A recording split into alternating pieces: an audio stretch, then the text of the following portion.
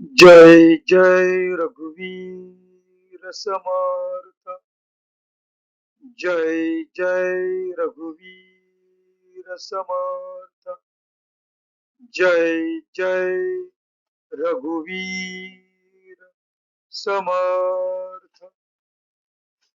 उपस्थित श्रोतेजन हो, आपणा सर्वांचे आजच्या या ग्रंथ वाचनाच्या उपक्रमात चैतन्य आत्मन हे चॅनल हार्दिक स्वागत करीत आहे।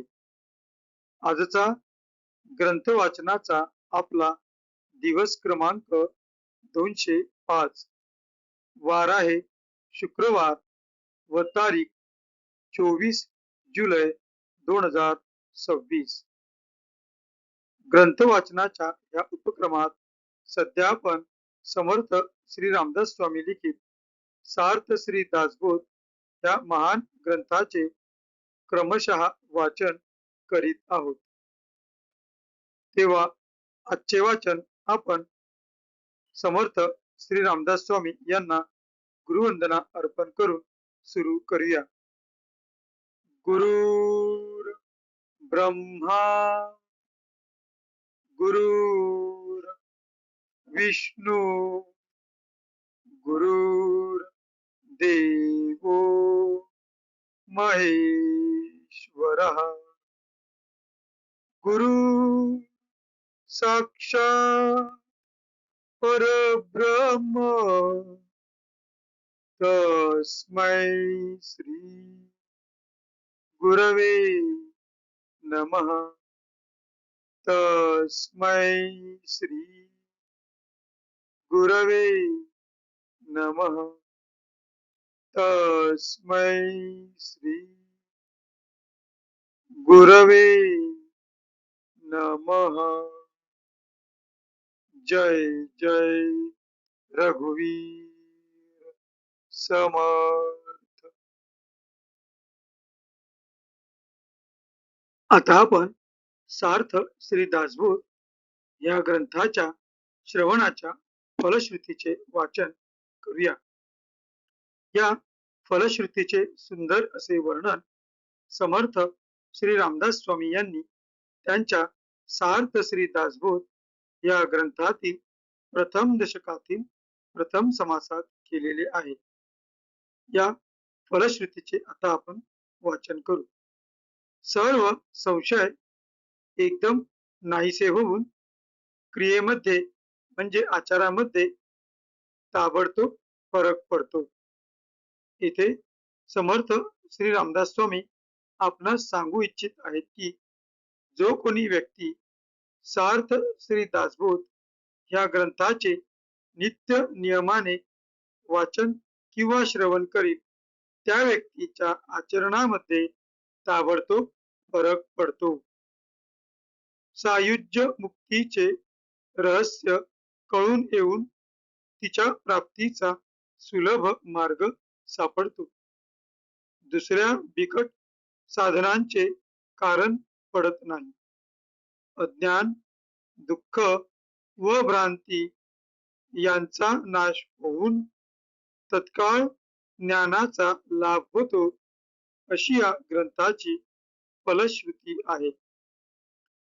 योग्यांचे परमभाग्य असे वैराग्य अंगामध्ये बांधते। विवेक व चातुर्य यथा योग्य प्राप्त होते। जे कोणी संशयग्रस्त, अवगुणी व अवलक्षणी असतील ते सुलक्षणी, धूर्त, तत्ववेत्ते, चतुर व समयत्न असे होतील। आळशी असतील ते उद्योगी होतील। पाप्यांना पश्चाताप होऊन ते शुद्ध होतील आणि भक्ती मार्गाचे निंदक असतील तेही भक्ती मार्गाला वंदन करू लागतील। बद्धांचेच मुमुक्षु होतील व मूर्ख अति दक्ष होतील। अभक्तांना भक्ती मार्गाच्या योगाने मोक्ष मिळेल। अनेक दोषांचा नाश होऊन पतित असतील तेच पावन होती. तात्पर्य: हा ग्रंथ नुसता ऐकल्याने प्राण्याला उत्तम गती मिळेल. देहबुद्धीमुळे येणारे अनेक प्रकारचे धोके, संशयाचे अनेक धागेदोरे, संसारांतील अनेक उद्वेग हा ग्रंथ ऐकल्याने नाश पावतील. हा ग्रंथ ऐकल्याने अधोगती चुकून मनास विश्रांती व समाधान मिळेल, अशी या ग्रंथाची फलश्रुती आहे. ज्याचा भावार्थ जसा असेल तसे त्याला फळ मिळेल. जय जय रघुवीर समर्थ. आता आपण सार्थ श्री दासबोध ह्या ग्रंथाच्या क्रमशः वाचनास सुरुवात करीत आहोत. सध्या आपण या ग्रंथातील देव शोधनाचा या 6व्या दशकातील मायोद्भव निर्धारण या 3ऱ्या समासाचे क्रमशः वाचन करीत आहोत. मागील भागात आपण या समासातील पहिल्या 10 ओव्यांचे त्यांच्या मराठीतील अर्थासहित वाचन केले होते. आज आपण पुढील 10 ओव्यांचे वाचन करणार आहोत. आपणासमोर जे पृष्ठ दिसत आहे त्या पृष्ठातील वरून दुसरी ओळ 10 या अंकानंतर आत्म्या सारिके एक या शब्दांनी 11वी ओवी सुरू होते. तर तेथूनच आपण आजच्या ग्रंथ वाचनास सुरुवात करूया. आत्म्या सारिके एक असावे, मा ते दृष्टांतासी द्यावे. दृष्टांत मिसे समजावे कैसे तरी. ऐसी आत्मस्थिती संचली, तेथ माया कैसी झाली. जैसी आकाशी वाहिली, झुळूक वायूची. वायूपासूनी तेज झाले, तेजापासूनी आप निपजले. आपापासूनी आकारले भूमंडळ. भूमंडळापासूनी उत्पत्ती, जीव झाले नेनो किती. परंतु ब्रह्म आदि अंती व्यापूनी असे. जे जे काही निर्माण झाले, ते ते अवघेची नासले. परी मुळी ब्रह्म ते संचले, जैसे तैसे. घटापूर्वी आकाश असे, घटामध्ये आकाश भासे. घट फुटता न नासे, आकाश जैसे. तैसे परब्रह्म केवळ अचळ आणि अढळ, मध्ये होत जात सकळ सचराचर. जे जे काही निर्माण झाले, ते ते आधीच ब्रह्मे व्यापिले. सर्व नाशता उरले, अविनाश ब्रह्म. ऐसे ब्रह्म जे अविनाश, तेची सेविती ज्ञाते पुरुष. तत्व निरसने आपणास आपण लाभे. तत्वे तत्व मेळविले, त्यासी देह नाम ठेविले. ते जाणते पुरुषी शोधिले, तत्वे तत्व. जय जय रघुवीर समर्थ. आता आपण या 10 ओव्यांचा मराठीतील अनुवाद पाहूया. आपणासमोर जे पृष्ठ दिसत आहे त्या पृष्ठातील वरून 4थी ओळ 11 या अंकाने आत्म्यासारखी एखादी वस्तू या शब्दांनी आजच्या मराठीतील अनुवादाच्या वाचनास आपण सुरुवात करीत आहोत.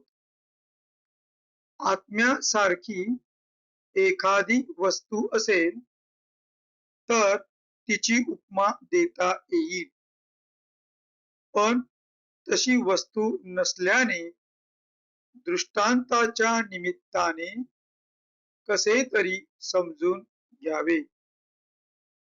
आत्म्यासारखी दुसरी वस्तू नाही, त्यामुळे असेच अपूर्ण दृष्टांत द्यावे लागतात. नाहीतर रस कोठे व आत्मा कोठे काही अधिक कळावे म्हणून दृष्टांत घेतला जातो. अशी आत्मस्थिती घनदाट भरलेली असताना तेथे माया कशी झाली असा प्रश्न विचारतात. त्यास उत्तर, तर आकाशात स्तब्ध असता जशी वायूची झुळूक उत्पन्न झाली तशी पुढे वायूपासून आप, आप म्हणजे पाणी, आपापासून भूगोळ, भूगोळ म्हणजे पृथ्वी निर्माण झाली. पृथ्वीपासून किती जीव निर्माण झाले ते सांगताच येत नाही. तथापि या सर्वांच आदी अंती ब्रह्म व्यापलेलेच आहे हे विसरू नये.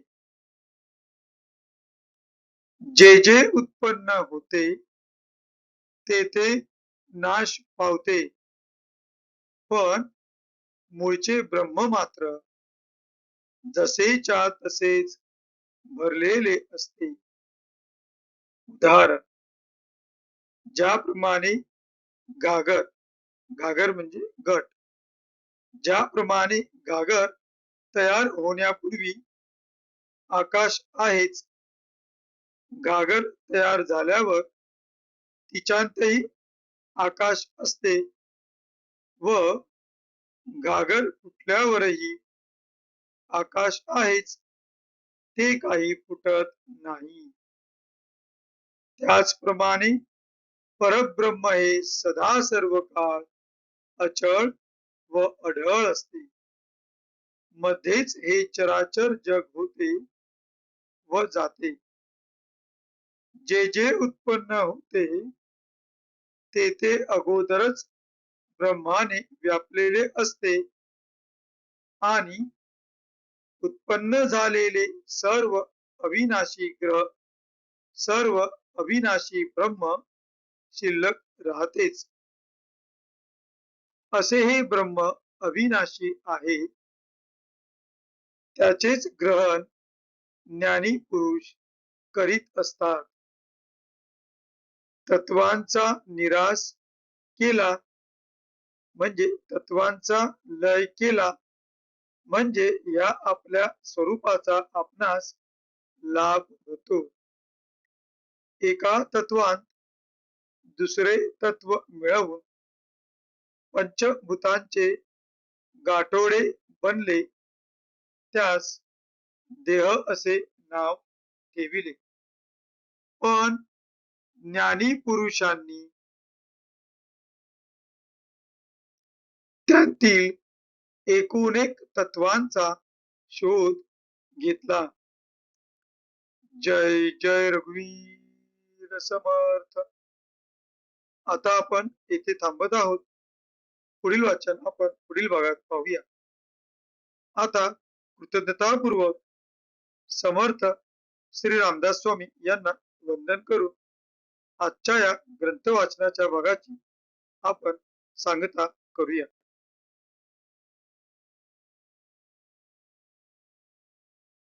शुकासारिके पूर्ण वैराग्य जाचे, वसिष्ठा परी ज्ञान योगेश्वराचे, कवी वाल्मिका सारिका मान्य ऐसा, नमस्कार माझा सद्गुरु रामदासा. जय जय रघुवीर समर्थ. उपस्थित श्रोतेजन हो, आपणा सर्वांनी अगदी मन लावून ग्रंथाच्या ह्या भागाचे श्रवण केले त्याबद्दल आपणास खूप खूप धन्यवाद. आम्ही आपणा सर्वांचे खूप आभारी आहोत. भेटू पुढल्या भागात. जय जय रघुवीर समर्थ.